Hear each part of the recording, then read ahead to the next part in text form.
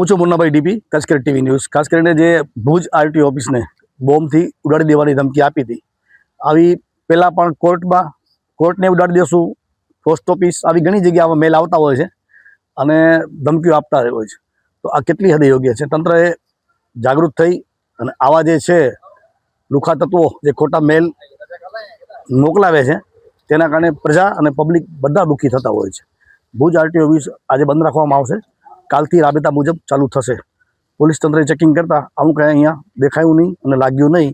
તકેદારીના ભાગરૂપે RTO office બંધ રાખવામાં આવી છે, જેથી કરીને પબ્લિકને કોઈ નુકસાન ન થાય. કાલથી ભુજ આરટીઓ ઓફિસ રાબેતા મુજબ ચાલુ થશે. ગુજરાત રાજ્યમાં ઠેક ઠેકાણે આરટીઓ કચેરીને બોમ્બથી ઉડાવી દેવાની ધમકી મળી છે. તેવામાં ભુજ આરટીઓ કચેરી પણ બાકી નથી રહી. ભુજ આરટીઓ કચેરીને બોમ્બથી ઉડાવી દેવાની ધમકી મળી છે, તો સમગ્ર આરટીઓ કચેરીને ખાલી કરી દેવામાં આવી છે. અને આ મેલ મળતાની સાથે જ પોલીસ કાફલો તાત્કાલિક ઘટના સ્થળ પર પહોંચી ગયો હતો અને બોમ્બ સ્ક્વોડની ટીમ પણ ઘટના સ્થળે પહોંચી ગઈ હતી અને હાલ સઘન તપાસ કરવામાં આવી રહી છે.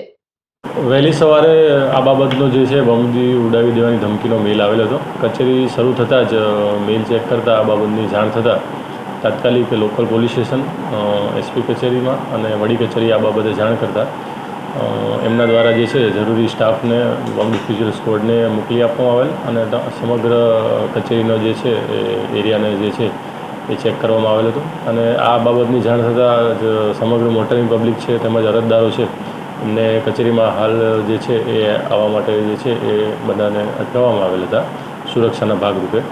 અને જ્યાં સુધી કન્સર્ન ડિપાર્ટમેન્ટ તરફથી કન્ફર્મેશન ના મળે ત્યાં સુધી પણ અરજદારોને હાલ છે એ કચેરીમાં પ્રવેશ છે એ આપવામાં આવતો નથી. વધુમાં જે અરજદારોને હાલ આજે જે કાર્યવાહી નહીં થઈ શકેલ તે માટે એમને જે છે એપોઇન્ટમેન્ટ કાં છે એ બધી રિશિડ્યુલ કરવાની જે છે કામગીરી કરવામાં આવશે અને એમને જે છે આ બાબતની જાણ કરવામાં આવશે.